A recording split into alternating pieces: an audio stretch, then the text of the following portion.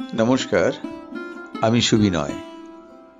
গল্প পাঠের আসরে আজ আমি বিভূতিভূষণ বন্দ্যোপাধ্যায়ের লেখা গল্প দ্রব্যময়ীর কাশীবাস গল্পটি পাঠ করে শোনাচ্ছি। গল্প দ্রব্যময়ীর কাশীবাস, বিভূতিভূষণ বন্দ্যোপাধ্যায়। দুদিন থেকে জিনিসপত্র গোছানো চলল। পাড়ার মধ্যে আছে মাত্র 3 ঘর প্রতিবেশী। কারোর সঙ্গে কারো কথাবার্তা নেই। পাড়ার চারিধারে বন জঙ্গল, পিটুলি গাছ, তেঁতুল গাছ, বাঁশঝাড়, বহু পুরনো আম কাঁঠালের বাগান। ধ্রুব ঠাকরুনের বাড়ির চারধার বনে বনে নিবিড়। সূর্যের আলো কস্মিনকালে ঢোকে না। তার উপর বাড়ির সামনে একটা ডোবা, বর্ষার জলে টইটুম্বুর, দিনরাত ব্যাঙের একঘেয়ে ডাক, দিনে রাতে মশার বিনবিনুনি। ধ্রুব ঠাকরুনের নাতি বললে, ঠাকুমা, সাবু আছে ঘরে, না বাজার থেকে আনবো? ধ্রুব ঠাকরুনের কণ্ঠস্বর অতি ক্ষীণ শোনাল, কারণ আজ 2 মাস কাল তিনি ম্যালেরিয়ায় ভুগছেন, পালা জ্বর। ঘড়ির কাঁটার নিয়মে তা আসবে একদিন অন্তর অন্তর, ঠিক বিকেল বেলাটিতে। ধ্রুব ঠাকরুন পুরনো কাঁথা লেপ চাপা দিয়ে শুয়ে পড়বেন, করবেন, জ্বরের ধমকে ভুল বকবেন। ও বাড়ির ঠাকরুন এসে জিজ্ঞাসা করবেন জানলার কাছে দাঁড়িয়ে, বলি, ও দিদি, অমন করছো কেন? জ্বর এলো নাকি? আর না বউ, মলেই বাঁচি, নিত্যি জ্বর। ওরে হাত পাকি কামড়ানটা কামড়াচ্ছে, একটু উঠে হেঁটে বেড়াতে দেবে না গো? এ কি কাণ্ড হ্যাগা? পরে মিনতির সুরে বলবেন, ও না বউ, নক্ষী দিদি, শীত তো আজ ভাঙলো না। কাঁথা গায়ে দিয়েছি, নেপ গায়ে দিয়েছি। তুমি ওই বাঁশের আনলার পুরনো তোষকটা পেড়ে আমার গায়ে যদি দিয়ে দাও। চেপে ধরবো? হ্যাঁ দিদি। ধরো না বউ, চেপে ধরো, আমার হয়ে গেল। ভয় কি? অমন করেন আছি। টেবু আসবে চিঠি পেলেই, কানু আসবে, বিন্দে আসবে, তোমার নাতিরা বেঁচে থাক, অমন সোনার চাঁদ নাতি সব, ভাবনা কি তোমার? কেউ আমাকে দেখে না বউ, কেউ আমাকে দেখে না। কেন দেখবে না দিদি? সবাই দেখবে। তুমি বেশি বকো না, চুপটি করে শুয়ে থাকো তো। আমার গরু উত্তর মাঠে। কোথায় গরু দিয়ে এসেছিলে? জটে গয়লার আড়র ক্ষেতের পাশে। আচ্ছা, আমি এনে দেবো এখন গরু। আমারও গরু রয়েছে জটে গয়লার জমির কাছেই, তুমি শুয়ে থাকো। আরো ঘণ্টাখানেক পরে বিদ্যা ঠাকরুন আবার সে জানলায় দাঁড়িয়ে বলবেন, কম্প থেমেছে দিদি? ক্ষীণ স্বরে লেপ কাঁথার ছেঁড়া ঘুঁটের মধ্যে থেকে জবাব এলো, গরু, আমার গরু তো। কোনো ভয় নেই, সে আমি এনেছি। কম্প থেমেছে। সারা বর্ষা দ্রব্যময়ী এমনি ম্যালেরিয়ায় ভোগেন। তার বড় নাতি শ্রীশচন্দ্র ওরূপে টেবু কাজ করে ইছাপুরে বন্দুকের কারখানায়। মেজনাতি পাকশিতে ইবিয়ারে, ছোট নাতিও ওদিকে যেন কোথায় থাকে। বড় নাতি ছাড়া অন্য দুটি অবিবাহিত। বড় নাতির আবার একটি ছেলে হয়েছে। আজ বছর 5-6 আগে নাতি ছেলে বউ নিয়ে বাড়ি এসে দিন 7 ছিল। নাতবউ মনোরমা হুগলি জেলার মেয়ে। সে এখানে এসে নাক সিটকে থাকে। বাড়ি তো ভারী, মোটে একখানা চালাঘর, হেঁচার বাইরা, এমনি ধারা জঙ্গল যে দিন মানেই বুনো শুয়োর লুকিয়ে থাকে। মশার যা ঝাঁক, মা গো, কি কাদা ঘাটের পথে, এখানে কি মানুষ থাকে নাকি? মনোরমার খাঁড়ার মতো নাক আরো উঁচু ও তীক্ষ্ণ হয়ে ওঠে। 7 দিন পরে দ্রব্যময়ীকে নাতির ছেলে খোকনমণির মায়া কাটাতে হয়।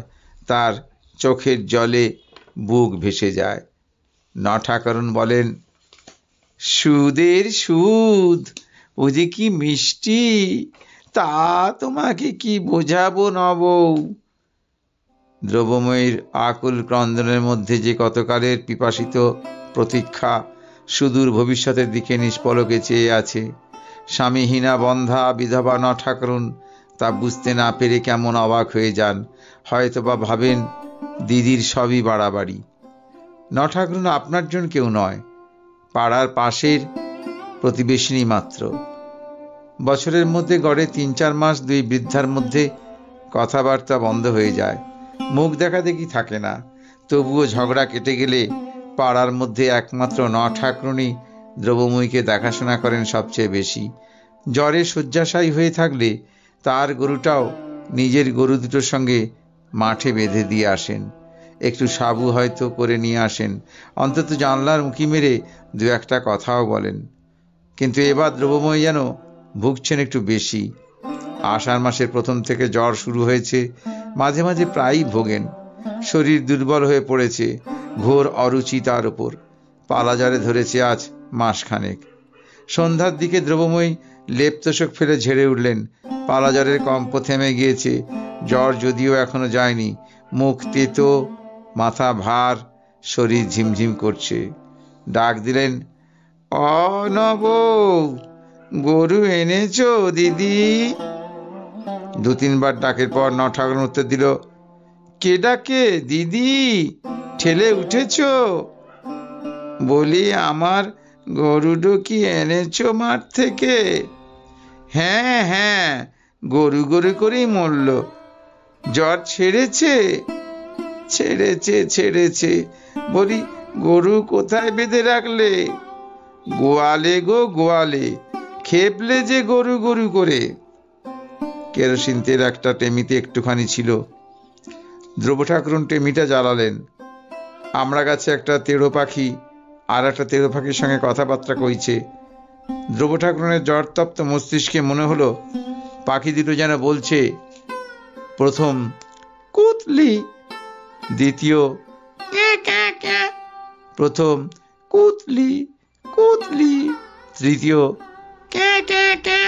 প্রথম কুতলি কুতলি। দ্রব্যঠাকুরুন বিরক্ত হয়ে উঠলেন। কি একঘেয়ে আওয়াজ রে বাপু, চালাচ্ছি তো চালাচ্ছেই, 8 ঘন্টা হয়ে গেল একই মাথা ধরে আছে, ভালো লাগে? থাম না বাবু, মানুষে জানোয়ারে সবাই মিলে পেছনে রাখলে কি করে বাঁচি? গোয়ালে গিয়ে দ্রব্যঠাকুরুন মুংলি গরুকে দেখে প্রাণ ঠান্ডা করলেন। মুংলি খেলে তার খাওয়া হয় না, না খেলে এই বন জঙ্গলে ঘোরা নির্জন স্বামীর ভিটে আঁকড়ে পড়ে আছেন। সবাই ছেড়ে গিয়েছে তাকে, কতক স্বর্গে, কতক বা বিদেশে। তার 2 ছেলে, 2 মেয়ে, নাতি নাতনি, এক ঘর বড় গেরস্থ। যদি সবাই থাকতো আজ, কেউ নেই আজ। মুংলিকে নিয়ে তিনি একা পড়ে আছেন গোপীনাথপুরের ভিটেতে। তাই গরুটাকে অত ভালোবাসেন। মাঠে বেঁধে দিয়ে বারবার করে দেখে আসেন, নদীতে জল খাওয়াতে নিয়ে যান। সকালে উঠে দ্রব্যঠাকুরুনের মনে হলো খিদের চোটে তিনি দাঁড়াতে পারছেন না। বাড়ির পেছনে জঙ্গলের মধ্যে ডুমুর গাছ থেকে ডুমুর পেড়ে আনলেন। 2 সজনে শাক পারলেন উঠোনের গাছ থেকে। ঘাটের পথে মুখুজ্জেগিন্নির সঙ্গে দেখা। মুখুজ্জেগিন্নির ছেলে কটি লেখাপড়া শেখেনি, গাঁজা খেয়ে বেড়ায়। দ্রব্যঠাকুরুনের কটি নাতি চাকুরে। এই জন্য দ্রব্যঠাকুরুনের প্রতি তার অন্তরে অন্তরে হিংসে বেশ। জিজ্ঞাসা করলেন, জ্বর হয়েছিল নাকি শুনলাম খুড়িমার? হ্যাঁ মা, আজ 2 ভাত রাঁধবো, তাই সকাল সকাল ঘাটে যাচ্ছি। আর মা, তোমার থাকতেও নেই, অমন সব নাতি নাতনি থাকতেও তোমার এই দুর্দশা, সবই কপাল। অর্থাৎ 2 চাকুরে নাতি আছে বলে তোমার গুমর করবার কিছু নেই। তুমি যে তিমিরে, সেই তিমিরে। নদীর ঘাটে যাওয়ার পথে দুধারে শুধু বন আর বাগান। কোনো বাগানে বেড়া দেওয়া নেই। ঘন আশাওড়া বন চালতে গাছের ডালপালা স্নানার্থীদের গায়ে লাগে বলে দু একজন সূচিবাইগ্রস্তা বিধবা পথের পাশের ডালগুলো হাত দিয়ে ভেঙে রেখেছেন। ধ্রুব ঠাকুরুন বনের মধ্যে ঢুকে উঁকি মেরে কি দেখছেন। এমন সময় মুকুজ্জিদের সেজ বউ পেছন থেকে বললে, কি দেখছেন ও খুড়িমা? এই খয়ের খাগি কাঁঠাল গাছটাতে কাঁঠাল আছে কিনা এক আধটা মা।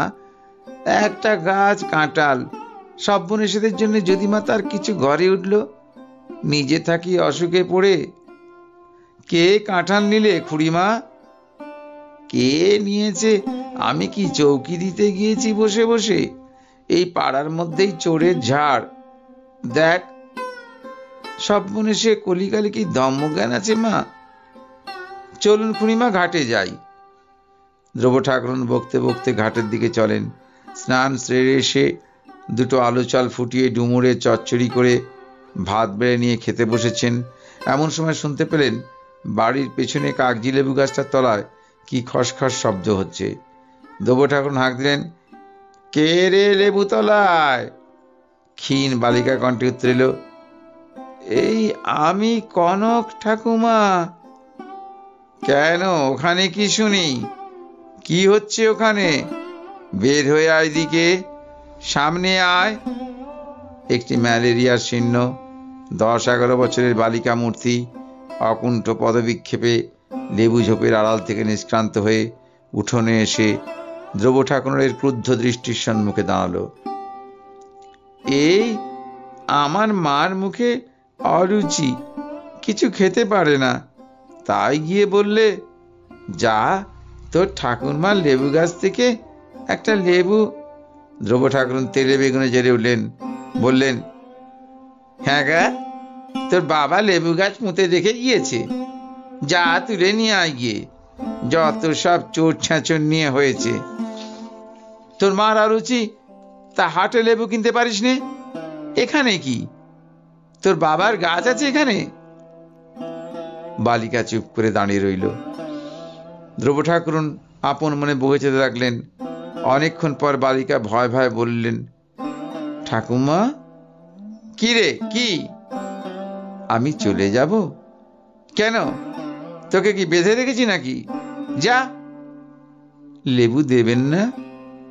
ধ্রুব ঠাকুরুন চুপ করে আপন মনে বড় বড় কয়েকটি ভাতের গ্রাস মুখে পুরে দিলেন। বাঁ হাতে ঘটি নিয়ে ঢকঢক করে খানিকটা জল খেয়ে অপেক্ষাকৃত নরম সে জিজ্ঞেস করেন, তোর পরনের কাপড় কাঁচা? ওই কলসিটা থেকে আমায় একটু খাবার জল গড়িয়ে দে দেখি। মেয়েটি তাই করলে। ধ্রুব ঠাকুরুন বললেন, অরুচি কেন? তোর মার কি ছেলে পিলে হবে নাকি? তা তো জানি নে ঠাকুমা। যা নিয়ে যা, তবে একটার বেশি নিবি নে, বুঝলি? ধ্রুব ঠাকুরুন খেয়ে উঠে মাদুর পেতে একটু শুয়েছেন। এমন সময় মুকুজ্জি বাড়ির বড় ছেলে অতুল এসে বললে, ও ঠাকুমা, শুয়েছেন নাকি? হ্যাঁ, কে? অতুল। কি ভাই? আপনার পিটুলি গাছ আছে? কলকাতা থেকে দেশলাই কারখানার লোক এসেছে গায়ের পিটুলি আর শিমুল গাছ কিনতে। আপনার যদি থাকে বেশ দর দিচ্ছে। না বাপু, আমার নেই। কেন? আপনার বাড়ির পেছনে হরিরায়ের দারুণ জঙ্গলে তো বেশ বড় বড় পিটুলি গাছ আছে। না, আমি বেচবো না। আসলে ধ্রুব ঠাকুরুনের গাছপালার উপর বড় মায়া। স্বামীর আমলের যা কিছু যৎসামান্য জমিজমা তা প্রায়ই জঙ্গলাবৃত এবং বড় বড় বাজে গাছে ভর্তি। জ্বালানি কাঠ হিসেবে বিক্রি করলেও ওই কয়লার দুর্মূল্যতার দিনে 2 পয়সা পাওয়া যায়, কিন্তু গাছের একটা ডাল কাটতে তার মায়া লাগে। না খেয়ে কষ্ট পাবেন, তবুও গাছ বিক্রির কথা তুলতে দেবেন না। একজনের শুঁয়োপোকা লাগাতে সে ডুমুর পাতা পাড়তে এসেছিল, কারণ ডুমুর পাতা দিয়ে শুঁয়ো লাগা জায়গাটা ঘষলে শুঁয়ো ঝরে যায়। কিন্তু ধ্রুব ঠাকুরুন তাকে ডুমুর পাতা পাড়তে দেননি। হয়তো এটা অতিরঞ্জিত গল্প মাত্র, তবে এর দ্বারা তার মনের অবস্থা অনেকটা বোঝা যাবে। বৈকালের দিকে ধ্রুব ঠাকুরুন বেশ ভালোই বোধ করলেন। পাড়ার এক প্রান্তে জঙ্গলে ঘেরা বাড়ি, বড় কেউ এদিকে বেড়াতে আসে না। এক ঠাকুরুন ছাড়া কেউ উঁকি মেরে বড় একটা দেখে না। ধ্রুব ঠাকুরুন কিন্তু লোকজন, আড্ডা, মজলিস প্রভৃতি ভালোই বাসেন। কেউ এসে গল্প করে, এটা তার খুব ইচ্ছে। কিন্তু ওবেলা সেই বালিকাটি ছাড়া বিকেলে আর কেউ এলো না। সেও এসেছে নিজের স্বার্থে। ঠাকুরমা, একটা লেবু দেবেন? কেন রে, কেন? ওবেলা লেবু ওবেলা ফুরিয়েছে, এবেলা একটা দরকার। মা বললে। আচ্ছা, আয়, উঠে বস একটু। বালিকাটি অনিচ্ছা সত্ত্বেও এসে বসে, নয়তো লেবু পাওয়া যায় না। বুড়ির কাছে বসতে তার ইচ্ছে হয় না। তার সমবয়সী বালিকারা রায়পাড়ার পুকুর ধারে এতক্ষণ ফুল তোলাতুলি খেলা আরম্ভ করে দিয়েছে। তার প্রাণ রয়েছে সেখানে পড়ে। কিন্তু দ্রব্য ঠাকুরনের নিঃসঙ্গ মন যাকে আঁকড়ে ধরতে চায় এই নির্জন বৈকাল বেলাটিতে, তবুও দুটো কথা বলার লোক তো বটে। দ্রব্য ঠাকুরন আপন মুখেই বলে চলেছেন, নাথ বউয়ের মন্দ ব্যবহার।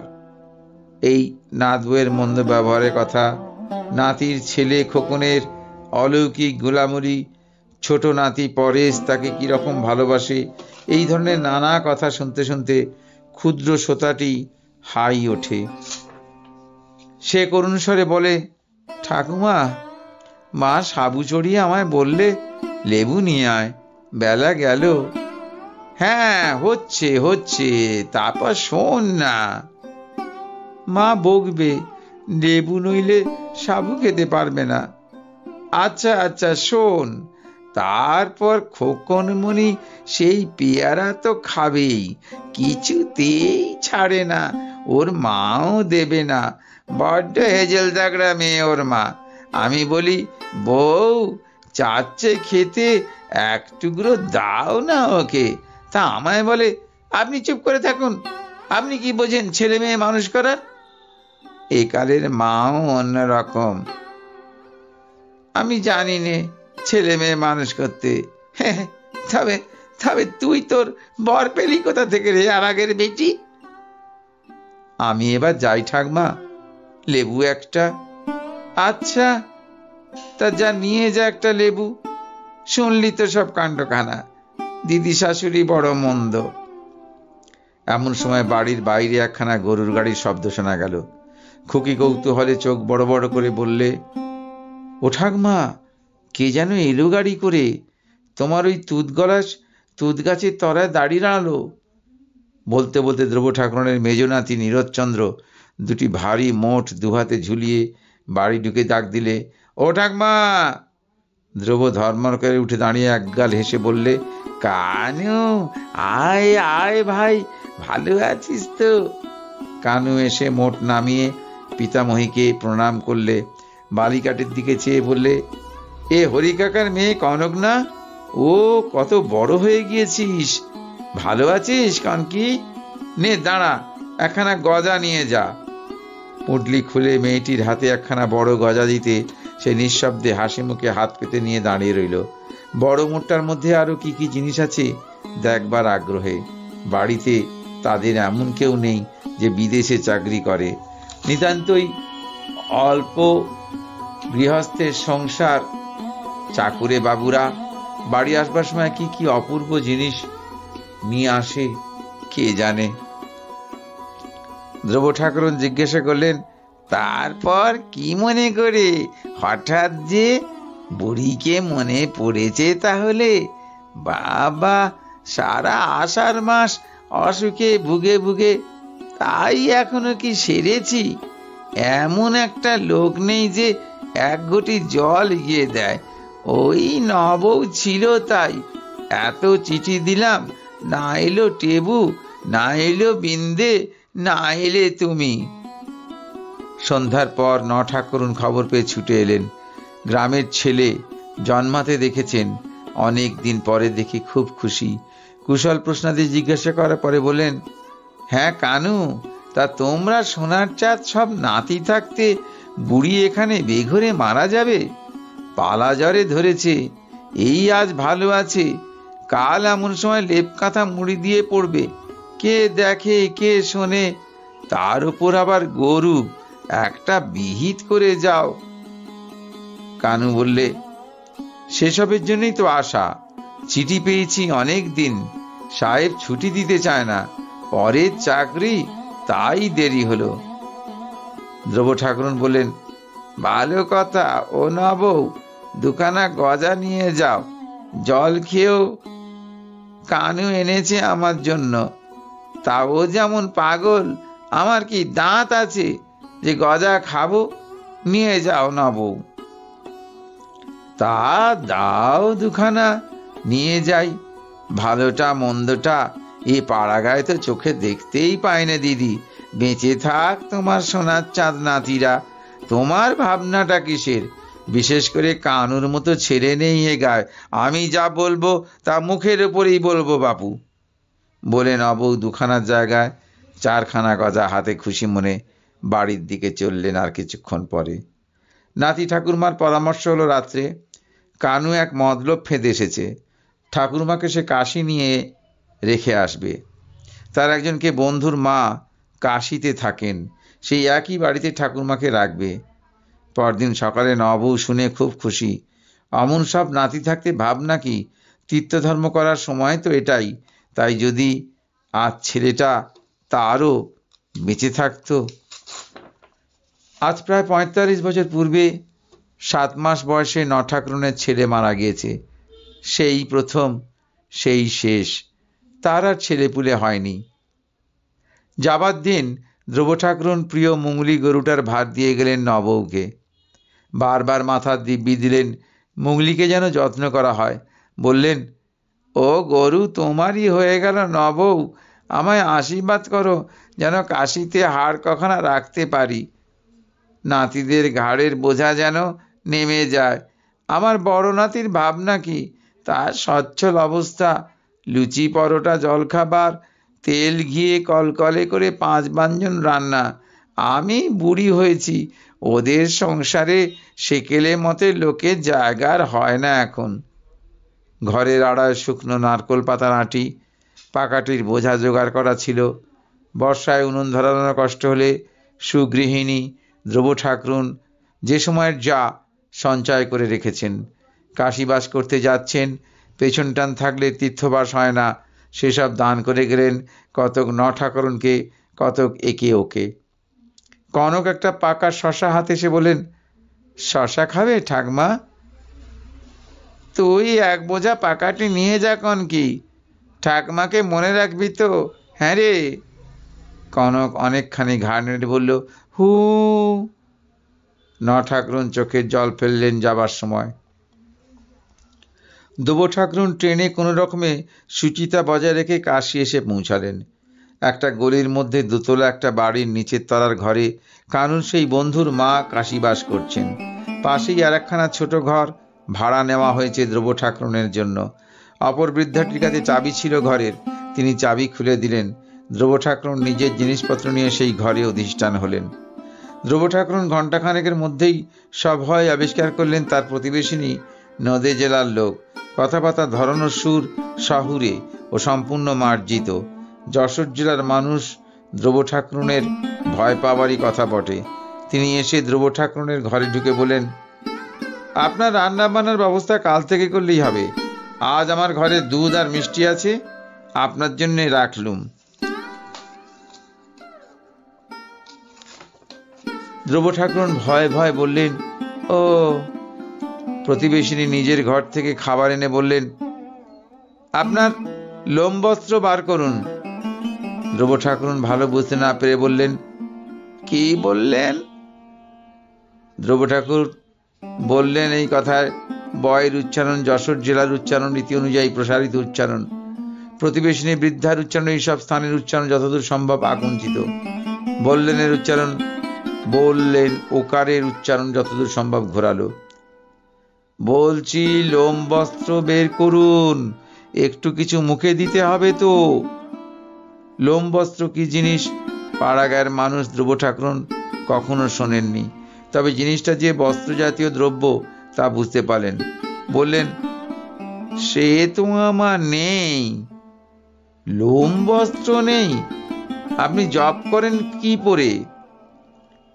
এই সাদা থান পরেই জপ করি, আর কোথায় কি পাবো? বাড়িখানা গলির মুখে হলেও প্রায় সদর রাস্তার উপরে। অনেক রাত পর্যন্ত গাড়ি ঘোড়া রাস্তার গোলমাল থামে না। নিরিবিলি বন জঙ্গলের মধ্যে বাড়িতে একা থাকা ধ্রুব ঠাকুরনের চিরদিনের অভ্যাস। এত গোলমালে বড়ই অস্বস্তি বোধ করতে লাগলেন তিনি। কি মুশকিলেই পড়া গেল। না, কাশির লোক ঘুমোয় কখন? কানু তার পরদিন বন্ধুর হাতে পল্লীবাসিনী পিতামহীকে সমর্পণ করে কর্মস্থানে চলে গেলেন। তার ছুটি ফুরিয়েছে। বন্ধুর মার নাম নীরজা বাসিনী। ধ্রুব ঠাকুরনের চেয়ে তার বয়স 2-5 বছরের কম হবে। মাথার সব চুল এখনো পাকেনি, তবে সেটা স্বাস্থ্যের গুণেও হতে পারে। ধ্রুব ঠাকুরনের সঙ্গে দশাশ্বমেধ ঘাটে বিকেলে বেড়াতে গেলেন। খুব লোকজনের ভিড়, গান, বক্তৃতা, কথকতা। এক গেরুয়া কাপড় পরা সন্ন্যাসীর চারিপাশে খুব ভিড়। নীরজা সেখানে জুটলেন গিয়ে। কর্মবাদ, সেবা ধর্ম ইত্যাদি নিয়ে সন্ন্যাসী কী সব কথা বলে যাচ্ছেন। ধ্রুব ঠাকুরন অত শত বুঝতে পারলেন না। ফিরবার পথে ধ্রুব ঠাকুরন জিজ্ঞাসা করলেন, উনি উনি উনি কেডা? ইনি রামকৃষ্ণ মঠের একজন বড় স্বামী সেবানন্দ। কি মঠ? কেন, রামকৃষ্ণ মঠের কথা শোনেননি? ঠাকুর রামকৃষ্ণদেবের মস্ত বড় কাণ্ড ওদের। রাম আর কৃষ্ণ, ও 2 ঠাকুরের নাম বুঝি? নীরজা বিস্ময় ধ্রুব ঠাকুরের দিকে চেয়ে বলেন, আপনি শ্রী শ্রী রামকৃষ্ণ পরমহংসের নাম শোনেননি? না। কে তিনি? কই না তো, এখানে আছেন? নীরজার কোনো কথা বললেন না। এমন বর্বরের সঙ্গেও তিনি বেড়াতে বেরিয়েছেন যে রামকৃষ্ণদেবের নাম পর্যন্ত জানে না। ধ্রুব ঠাকুরের কোনো দোষ নেই, তিনি অজ্ঞ, সেকেলে লোক। আজ পল্লীগ্রাম ছেড়ে জীবনে কখনো কোথাও যাননি। গোপীনাথপুরের জঙ্গলে ও নাম কখনো কারো মুখে শোনেনি। তিনি জানেন রাম, কৃষ্ণ, রাধা, দুর্গা, লোচনপুরের জাগ্রত কালী, কালীঘাটের কালী ইত্যাদি। অত বড় নামের কোনো ঠাকুরের কথা কই কেউ তো তাকে বলেনি। ধ্রুব ঠাকুরন ভয় ভয় থাকেন। তার সঙ্গিনী তাকে নিতান্ত নাস্তিক, অজ্ঞ, মূর্খ বলে না ঠাওরান। দিন কয়েক যেতে না যেতেই ধ্রুব ঠাকুরন বুঝে নিলেন সঙ্গিনীটি ধর্ম বাতিগ্রস্তা, সাধু সন্ন্যাসীর ভক্ত। যদি কোথাও কোনো ধরনের সাধু মন্দিরে কি ঘাটে বসে আছে, তবে আর নিস্তার নেই। সেখানে বসে অমনি গরুরের মতো হাত জোর করে বক বক বকুনি জুড়ে দেবে। আর কী সব কথা জিজ্ঞাসা করবে, কর্মফল কি, পুনর্জন্ম কি, হেন তেন। রাস্তাঘাটে বেরুলে ঘন্টার পর ঘন্টা কেটে যায়, বাসায় ফেরবার নামটি নেই। এত বিরক্ত ধরে, কিন্তু তিনি কি করবেন? কাশির রাস্তা চেনেন না, একা বাসায় ফিরতে পারেন না সঙ্গিনী না ফিরলে। একদিন বিশ্বনাথের মন্দিরে সন্ধ্যার আরতি দেখতে গেলেন দুজনেই। সেখানে এক সন্ন্যাসিনী নাট মন্দিরে বসে আছেন, গেরুয়া কাপড় পরনে, মাথায় জটা। অনেক মেয়ে ছেলের ভিড় হয়েছে সেখানে। নীরজা তো সাধু সন্ন্যাসী দেখলে সর্বদা এক পায়ে খাড়া, চারিপাশে ভক্তের দলে। ধ্রুব ঠাকুরন শুনতে লাগলেন, কেউ জিজ্ঞাসা করছে, মাইজি ঠাকুরের দেখা পাওয়া যায়? কেউ বলছে, মাইজি আমার মেয়ের মাদুলি দেবেন তো আজ? আজ আমার হাতখানা দয়া করে দেখবেন কি? নীরজা জিজ্ঞাসা করলেন, মাইজি আমার ভক্তি হচ্ছে না কেন? ধ্রুব ঠাকুরন শুনে মনে মনে হেসে আর বাঁচেন না। সর্বদা সাধু সন্ন্যাসী নিয়েই আছো, এখানে প্রণাম, ওখানে ধন্না, 2 ঘন্টা ধরে নাক টেপা, এতেও যদি তোমার ভক্তি না হয়ে থাকে, গঙ্গার জলে ডুবে মরো গিয়ে, ঢং দেখে আর বাঁচেনে, মরো না আর কি। তারপরই সবাই চলে গেল। নীরজা সেই যে সেখানে চোখ বুজে ধ্যান না কি যোগে বসলো, আর ওঠে না। ধ্রুব ঠাকুরনও কিছু বলতে সাহস পান না।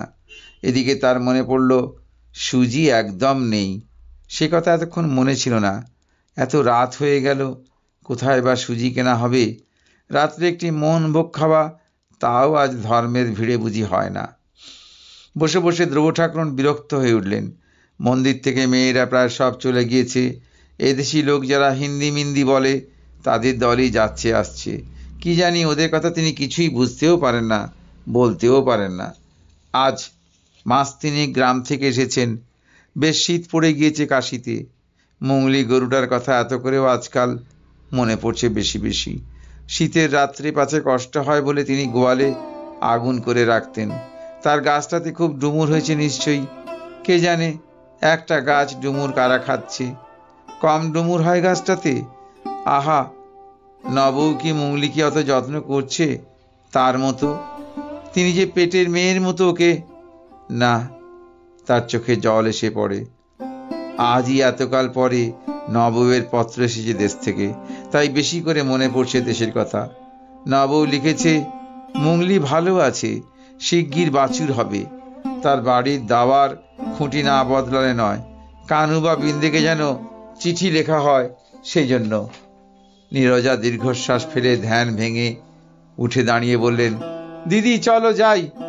সত্যি কি পবিত্র স্থান না? ইচ্ছা হয় না যে আবার সংসারে ফিরে যাই, রাঁধি খাই। ধ্রুব ঠাকুর মনে মনে বললেন, মরো না এখানে শুকিয়ে হতে দিয়ে, কে মাথার দিব্যি দিয়েছে রাঁধে খেতে? নীরজা বললেন, করন্যাসটা অভ্যেস করছি কিনা, প্রায় হয়ে এলো। ধ্রুব বই নীরব। মাগিটা পাগল নাকি? কি সব বলে করন্যাস আবার কি বুঝাও যায় না। রাত দুপুর বাজলেও, বাবা এখন বাসায় চল দেখি। বাসায় এসেও কি তাই নিস্তার আছে? নীরজা ডাকবেন তার ঘর থেকে, ও দিদি একটু গীতা পাঠ করি শোনো। নিতান্ত অনিচ্ছের সঙ্গে তাকে যেতে হয়। গীতা টিতা ওসব তিনি বোঝেন না। সুবচনের ব্রতকথা, সত্যনারায়ণের পাঁচালী, শিবরাত্রির ব্রতকথা এসব শোনা তার অভ্যেস আছে। বেশ দিব্যি বুঝতেও পারেন। এসব শক্ত শক্ত কথার কি কাণ্ডমাণ্ড এক বর্ণ যদি তিনি বোঝেন। আর মাগেই চোখ উল্টে কান্না কান্না মুখের ভাব করে পড়বার ভঙ্গি বা কি? ধ্রুব ঠাকুর না পারেন হাসতে, না পারেন হাসি চাপতে। এমন বিপদেও মানুষ পড়ে গা। নীরজা পড়তে পড়তে বললেন, আহা হা কি চমৎকার, আহা হা কি চমৎকার। ধ্রুব ঠাকুর বসে ঢুলতে ঢুলতে ভাবলেন, থামলে যে বাঁচি বাবা। সকালে উঠে নীরজা বললেন, আজ আমার গুরুদেব আসবেন, দিদি দুখানা লুচি ভেজে দিও তো আমার ঘরে বসে। বেলা 2টোর সময় এক সন্ন্যাসী এসে হাজির। বেশ মোটা, ভুড়িওয়ালা, এই লম্বা দাড়ি। নীরজা সাষ্টাঙ্গ হয়ে প্রণাম করে 2 বার মাথা ঠুকলেন গুরুদেবের পাদপদ্মে। আহার আদি জোগাড় করতেই কাটল সারাদিন। 3 সের দুধ মেরে 1 সের হলো। ঘরে রাবড়ি মালাই তৈরি হলো, লুচি ভাজা হলো। সন্ধ্যার সময় নীরজা বসলেন গুরুর কাছে কি সব ক্রিয়া শিখতে। আসন না মাথা মুন্ডু তাই শিখতে। যতবা এ বকে ততবা ও বকে। মনে হলো বুঝি কানের পোকা সব বেরিয়ে যাচ্ছে। গুরুদেব বাঙালি। রাত 9টার পরে ধ্রুব ঠাকুরকে ডেকে দিলেন। বললেন, তোমার বাড়ি কোথায়? গোপীনাথপুর, যশোর জেলা। কে আছে বাড়িতে? নাতিরা আছে, তাদের ছেলে বউ আছে। তুমি কাশীবাস করতে এসেছো? হ্যাঁ। নাম কি? দ্রব্যময়ী দেববা। দীক্ষা হয়েছে? না। নীরজা চোখ কপালে দিয়ে বলেন, কি সর্বনাশ, দীক্ষা হয়নি এতদিন? তা তো জানতাম না। গুরুদেব বললেন, দীক্ষা নিতে হবে মা তোমাকে। আমার পয়সা নেই, দীক্ষা নিতে গেলে তো খরচা আছে। নাতিরা 11 টাকা করে মাসে পাঠায়, তার মধ্যে ঘর ভাড়া, তার মধ্যে খাওয়া, পয়সা পাই কোথায়? দীক্ষা না নিলে কাশীবাসে ফল কি মা? ফলের জন্য তো আসেনি, শরীরটা সারাতে এসেছিলেন। নীরজা রাগে শিরে বলেন, শরীর আগে না পরকাল আগে? ধ্রুব ঠাকুর চুপ করে রইলেন। গুরুদেব বললেন, নীরজা মার কথার উত্তর দাও, চুপ করে থাকলে হবে না। নীরজা বললেন, গীতার ভক্তিযোগে সেদিন পড়ছিলাম, শুনলে তো দিদি? কর্মের চেয়েও ভক্তি বড়, স্বয়ং ভগবান বলেছেন। কি বিপদ! মাগির সবসময় কি আবল তাবল বকুনি। মুখে বললেন, আমি তো কিছু বুঝি নে, আপনারা যা বলেন। তবে এবার কিছু হবে না। নাতি 7 টাকা পাঠিয়েছিল, তা ঘর ভাড়াতেই গিয়েছে। হাতে টাকা না থাকলি। তবুও দুজনেই নাছোড়বান্দা, দীক্ষা নিতেই হবে। গুরুদেব বললেন, কাশীবাস করছো মা, তোমার যথেষ্ট বয়স হয়েছে। গুরু দীক্ষা না নিলে যে সবই মাটি। আজ আছো, কাল নেই। পৃথিবী কিছুই না, ইহকাল কিছুই না। নীরজা বললেন, গুরুর মুখেই ব্রহ্মা বিষ্ণু মহেশ্বর, ইহকালেও তিনি, পরকালেও তিনি। ধ্রুব ঠাকুরন মনে মনে বললেন, মরণ মাগির, তবে স্বামী কোথায় যাবে মেয়েদের? ঢং দেখো না। যাই হোক, বহু তর্ক করেও ঠাকুরনকে দ্রব্য করা গেল না। নাম দ্রব্যময় হলে কি হবে, ভেতরে বেজায় শক্ত। নীরজা অবশ্যই তার জ্ঞান বুদ্ধিমতে একজন 70 বছরের মৃত্যুপথ যাত্রিনীর ভালো করবারই চেষ্টা করছিলেন। সে রাজি না হলে তিনি আর কি করবেন? নীরজার ভক্তি, হ্যাঁ, সে দেখবার মতো একটা জিনিস বটে। গুরুর পাদদক পান না করে তিনি দাঁতে তৃণ কাটবেন না। গুরুর বাক্য বেদ বাক্যের চেয়েও মূল্যবান তার কাছে। পুরনো 1 ছড়া সোনার হার ছিল, সেটা বিক্রি করে এসে টাকা তুলে দিলেন গুরুদেবের হাতে। কথাটা শুনে ধ্রুব ঠাকুরন জিজ্ঞাসা করলেন, অতগুলো টাকা দিয়ে দিলে গুরুদেবকে? টাকা সার্থক হলো দিদি। তোমার নিজের হার? ও আমার বিয়ের পরে শ্বশুর বাড়ি থেকে দিয়েছিল, তিনি নিজে হাতে করে দিয়েছিলেন। সেই হার তুমি দিয়ে দিলে বেচে? দিদি, সংসার অনিত্য, সবই অনিত্য। কে কার স্বামী, কে কার স্ত্রী, সবই ভগবানের মায়া গো। মায়ায় সব ভুলে থাকা, গুরুই কেবল নিত্য বস্তু। হ্যাঁ হ্যাঁ, তা তো বটে, তা তো বটে। এ মাগি মুখে সবসময় বড় বড় কথা, দিকে যা তোর সবকিছু গুরুর পাদপদ্মে বিলিয়ে। তার কি, বিয়ের পরে স্বামী নিজের হাতে যে হার ছড়া দিয়েছিল, তা কোনো মেয়ে মানুষ এভাবে ঘুচিয়ে দিতে পারে? গভীর রাত পর্যন্ত শুধু এই কথাটি বারবার তার মনে পড়ে। সেসব দিন ঝাপসা হয়ে গিয়েছে, মনের আকাশ বিস্মৃতির মেঘে ঢাকা। ওই গোপীনাথপুরের ভিটে অমন ছিল কি তখন? ফুলশয্যার রাত। হঠাৎ মনে পড়ে যায়, গত আষাঢ় মাসের প্রথমে উত্তর দিকের ভাঙা পাঁচিলের গায়ে এতটুকু একটা শশা গাছ নতুন বর্ষার জল পেয়ে গজিয়েছে। দেখে তিনি শুকনো কঞ্চি কুড়ি একটা মাচা বেঁধে দিয়েছিলেন। এতদিন গাছ বড় হয়েছে, কত শশার জালি পড়েছে গাছটাতে। কে খাচ্ছে সে মনের মধ্যে? হয়তো কনকই আসে লেবু তুলতে, এক গাছ লেবু রেখে এসেছিলেন, সেই হয়তো শশা পেড়ে নিয়ে যায়, কে জানে। হঠাৎ কি একটা কুস্বরে ধ্রুব ঠাকুরন চমকে ওঠেন। নীরজার ঘর থেকে শব্দটা আসছে। মাগি এত রাত্রে করে কি? হুস হুস করে অত জোরে দীর্ঘ নিঃশ্বাস ফেলছে কেন? ঘুমের ঘরে মুখ চাপা লাগলো নাকি? ধ্রুব ঠাকুরন ডাকলেন, শুনছ ওগো, কি হয়েছে ওগো? নীরজা বললেন, ডাকছেন কেন দিদি? বলি, ও শব্দ কিসের ফস ফস করে?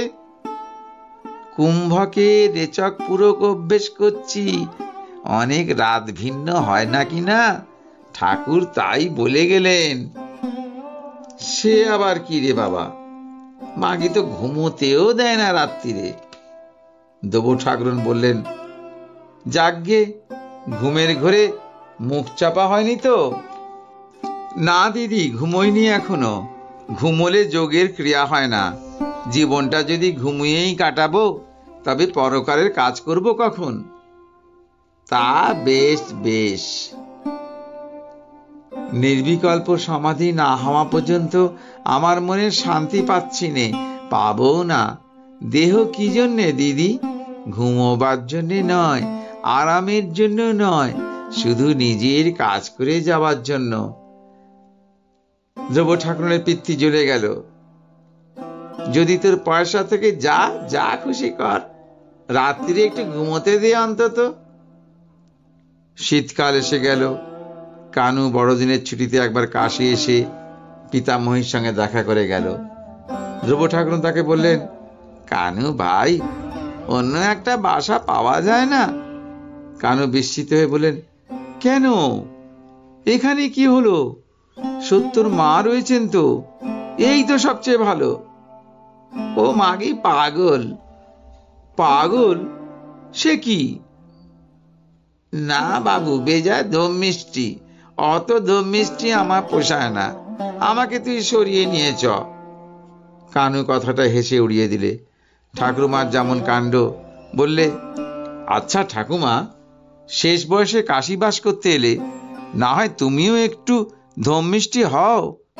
হ্যাঁ, উনি ওই রকমই বটে। সত্য বলেছিল, মা কিছুতেই দেশে থাকতে চান না। এই গত বৈশাখে মাসে সত্যের ছোট ভাইয়ের বিয়ে গেল। ওর ছোট ছেলে। ওকে কত চিঠিপত্র, কত অনুরোধ, কিছুতেই গেলেন না। বললেন যে মায়া একবার কাটিয়েছেন তাতে আর জড়িয়ে পড়তে চান না। ছোট ছেলে টেলিগ্রাম পর্যন্ত করলে কোনো ফল হলো না। ধ্রুব ঠাকুর অবাক হয়ে বললেন, বলিস কি রে কানু, সত্যি? মিথ্যে বলছি তোমার কাছে ঠাকুমা। আমার এখান থেকে তুই সরিয়ে দে ভাই। ছি। আচ্ছা, তুমি অত নাস্তিক কেন ঠাকুমা? ওর সঙ্গে থেকে একটু ধর্ম শেখো না। চিরকালই বিষয় আর সংসার নিয়েই তো কাটালে। হাঁপ লেগে মরে যাব যে এখানে থাকলে। আবার ওইসব নাস্তিকের মতো কথাবার্তা। ঠাকুমা তুমি কি? শীত কেটে গ্রীষ্ম এলো, চলেও গেল। আবার আষাঢ় মাসের প্রথম। দেশের খবর নেই অনেক দিন। ঠাকুরের চিঠি আগে আগে আসতো। গত 3-4 মাস তাও বন্ধ। কথায় কথায় একদিন নীরজাকে কথাটা বলেই ফেললেন, দেশে কে আছে আপনার? শুনেছি তো সেখানে আপনার কেউ থাকে না। বাড়িটা তো আছে, গাছটা পালাটা। দিদি, এখনো ওইসবের মায়া? বিশ্বনাথের পাদপদ্মে মন সমর্পণ করুন, সব বন্ধন ঘুচে যাবে। কেউ কিছু নয়, একমাত্র তিনিই সত্যি। বলে নীরজা চোখ কপালে তুলে ওপরের দিকে চেয়ে রইলেন। ধ্রুব ঠাকুর তাড়াতাড়ি বললেন, ওই যা, দাঁড়াও, কড়ার দুধটুকু বুঝি বেড়ালে খেয়ে গেল? না, বেড়ালের জ্বালায় যতবা বেড়াল ততবা বাঁদর। অমন গামছাখানা সেদিন।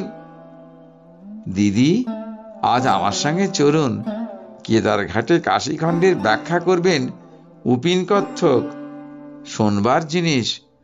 কাশীতে এসে কাশীখণ্ড শুনতে হয়। আমার শরীর ভালো না, আজ থাক, তুমি যাও। নীরজা নাছরবান্দা অবশেষে নিয়ে গেলেন ধ্রুব ঠাকুরকে। কেদারঘাটে এর আগেও 2-3 বার ধ্রুব গিয়েছেন সত্যর মার সঙ্গেই। ওপরে রানার চওড়া চাতালে এক পাশে ফর্সা রোগামতো কথক ঠাকুর কথকতা শুরু করেছেন। তাকে ঘিরে বাঙালি মেয়ে পুরুষের ভিড়। পুরুষের চেয়ে মেয়ে অনেক বেশি। সত্যর মা জিজ্ঞাসা করলেন, দিদি, প্রণামী কিছু এনেছেন তো? তা তো তুমি আগে বলিনি। আনিনি। 8 আনার কম দেওয়া যায় না। আচ্ছা, আপনারটা আমি দিয়ে দেব এখন। আমার 8 আনা না দিয়ে 4 আনা বরং দাও। নাতিরা ক টাকা বা পাঠায়। এখানে যা দেবেন দিদি, পরকালের জন্য তোলা রইল। বর্ষার গঙ্গায় ঢল নেমেছে। কেদারঘাটের সামনে নদীতে কাদের বড় একটা বজরা ভেসে চলেছে। 2-3 খানা পানশিতে সুসজ্জিত নরনারী নদী ভ্রমণে বার হয়েছে। রামনগরের দিকে সূর্য অস্ত যাচ্ছে। উঁচু বাড়ির ছাদের কার্নিশে তরল সোনার মতো ঝিলমিল করছে রাঙা রোদ। কত্থক ঠাকুর সুকণ্ঠে গান ধরেছেন, কাশী সকল তীর্থর সার। মৃত্যুর সময় মণিকর্ণিকার ঘাটে স্বয়ং বিশ্বনাথ কানে মন্ত্র দেন, মানুষের শিবলোক প্রাপ্তি ঘটে। এ হলো গানের অর্থ। ধ্রুব ঠাকুরের মন অজ্ঞানে অনেক দূরে চলে গেল। তার খয়ের খাগি গাছে কত কাঁঠাল হয়েছে এই আষাঢ় মাসে। বড্ড কাঁঠাল ধরে গাছটাতে, শেকড়ে পর্যন্ত কাঁঠাল। 3টে আম গাছে আমও নিশ্চয়ই খুব ধরেছে। নাতিরা কি গিয়েছে আম খেতে? তাদের তো সেদিকে দৃষ্টিই নেই, 12 ভূতে লুটে খাচ্ছে। রাত্রি নামলো। নীরজা বললে, চলুন দিদি। ধ্রুব ঠাকুর লক্ষ্য করেছেন সমস্ত সময় নীরজা মাগি ফোঁস ফোঁস করে কেঁদেছে, আর কেবল বলেছে আহা আহা। যদি এ মাগির সঙ্গ ছাড়তে পারতেন, কিন্তু তা হবার নয়, কানু শুনবে না। বাসায় এসে নীরজা দেখলেন তার সঙ্গিনীর মন বড় খারাপ, অন্যমনস্ক ভাব, বিশেষ কোনো কথা বলে না। কাশীখণ্ড শুনে আজ তাহলে খুব ভালো লেগেছে বোধ হয়, পাষাণ বুঝি গলেছে। নীরজা বললেন, কি ভাবছেন দিদি? একটা কাঁঠাল গাছ, দেশে খয়ের খাগি কাঁঠাল, সে তুমি কখনো খাওনি, খেলে বুঝতে। দিদি, এখনো আপনার মায়ার বন্ধন গেল না। আপনার তো 2টো একটা গাছ, আমার 3টে বড় বাগান, কলমের বোম্বাই, মালদার ফজলি, লাংড়া পর্যন্ত। আমি তো ফিরেও চাইনি ওসব দিকে। ছেলেরা কাঁদে, বলে এখন কি কাশীবাস করবার সময় হয়েছে তোমার? আমি বলি না, সংসারে মায়ায় আর থাকবো না। গানে বলে কিবাকার কিবাকার কিবাকার। এই মরেছে, মাগি আবার শুরু করেছে, মনে মনে ভাবছে দ্রব্যময়।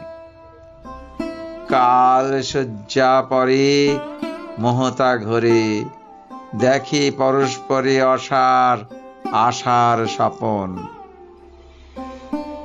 তা আমি বলি, এতকাল তো সংসারের বন্ধনে ঘুরে আশার স্বপন অনেক দেখলুম, এইবারে পরকালের কথা ভাবি।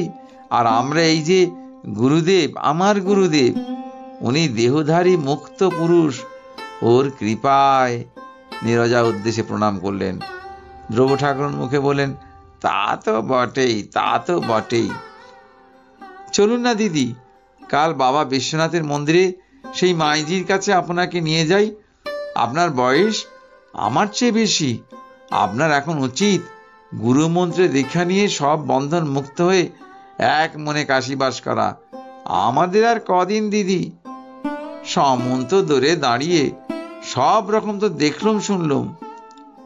ধ্রুব ঠাকুর মনে মনে বললেন, তোমার মুন্ডু করলুম, মাগির কথার আবার ধারণ শোনো না। ভাটপাড়ার ভট্টাচার্য এসেছেন। মুখে বললেন, মুগলি বলে একটা গাই গরু ছিল আমার, বড় ন্যাওটা, যেখানে যাব সেখানে যাবে। আমার হাতে না খেলে তার পেট ভরত না। এই বেশ কচি কচি বাঁশপাতা এনে মুখে তুলে দিতাম। আবার ওইসব কথা আপনার মুখে? জড় ভরতের কথা জানেন তো? অত বড় জ্ঞানী, পূর্বজন্মে এক হরিণের মায়ায় তার সব গেল। ভগবানের চিন্তা করুন, ভগবানের চিন্তা করুন, সব মিথ্যে। ধ্রুব ঠাকুর কোনো কথা বললেন না, তার ওর কথা একেবারেই ভালো লাগেনি। মাগি যেন কি বলে, কি করে। মাগি এমন পাষাণ যে ছোট ছেলের বিয়েতে গেল না, ওর মুখ দেখতে আছে নাকি? ছি! সারা রাত্রি স্বপ্নের ঘুরে দেখলেন তার গোপীনাথপুরের ভিটেতে চালা ঘরের ছাঁচতলায় ম্লান মুখে ছলছলে চোখে তার মুংলি দাঁড়িয়ে রয়েছেন। বউ তাকে যত্ন করছে না, বউ মানে ন বউ। বুড়ি হয়েছে মুংলি, তেমন দুধ তো আর দিতে পারে না। মুংলিকে তিনি তার মায়ের পেট থেকে টেনে বার করে এতকাল নিজের মেয়ের মতো পুষেছিলেন। তিনি নেই, কে দেখবে ওকে? কাঁঠাল হয়েছে বটে খয়ের গাকি গাছটাতে, এত কাঁঠাল 3-4 বছরের মধ্যে হয়নি। তিনি নাইতে যাচ্ছেন নদীতে।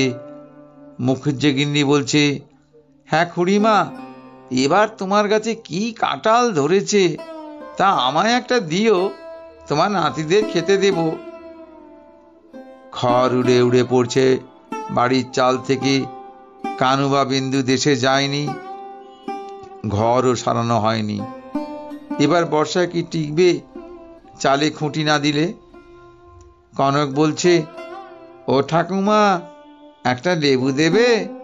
আমার মার অরুচি হয়েছে, কিছু খেতে পাচ্ছে না। সবই স্বপ্ন।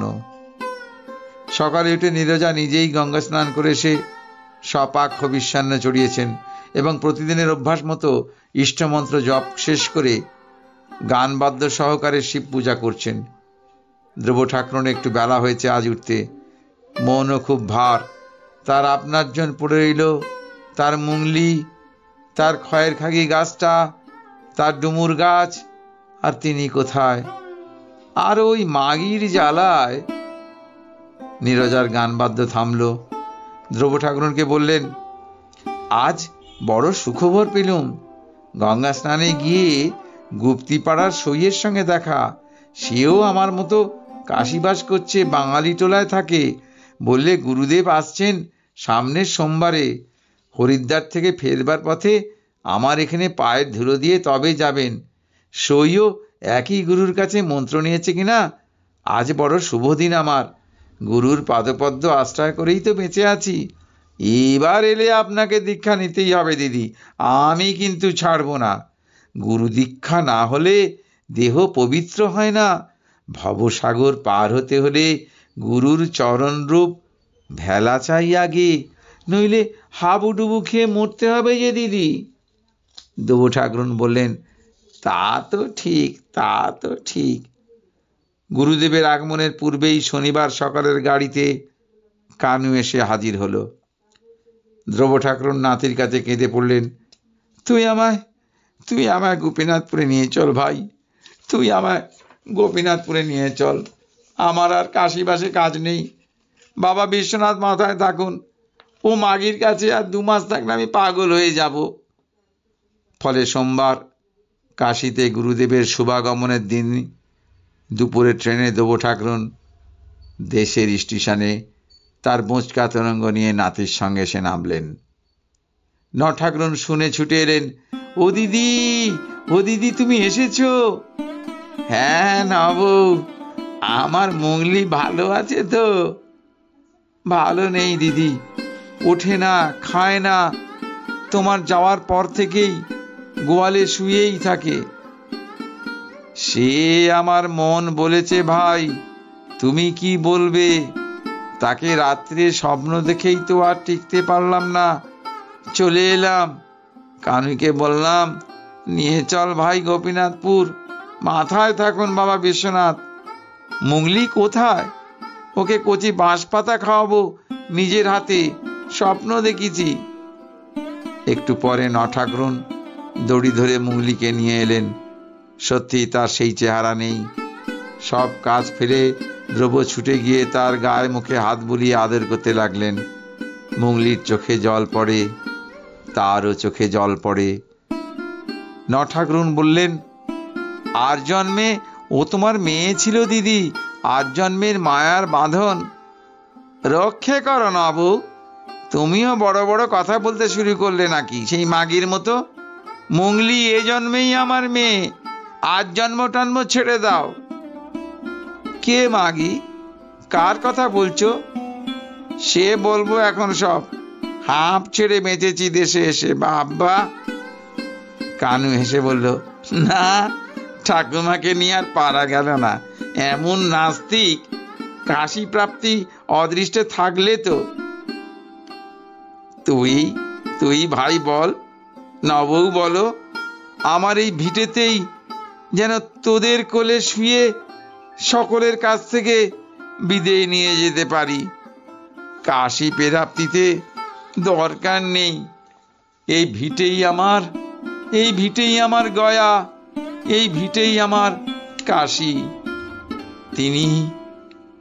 তিনি এই উঠোনের মৃত্তিকেতে শুয়েছিলেন, ওই তুলসী তলায়। আমাকেও তোরা ওখানে।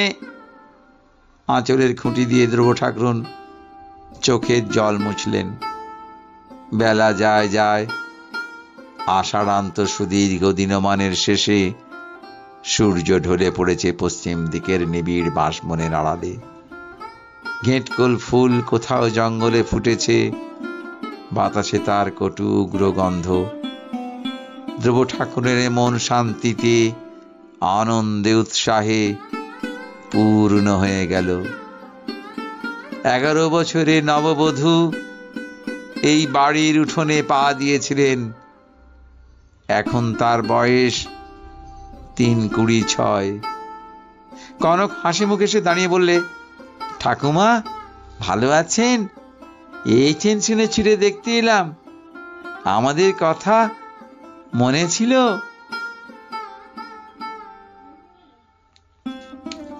দ্রব্যময়ীর কাশীবাস গল্পটি এখানেই শেষ হলো। নমস্কার।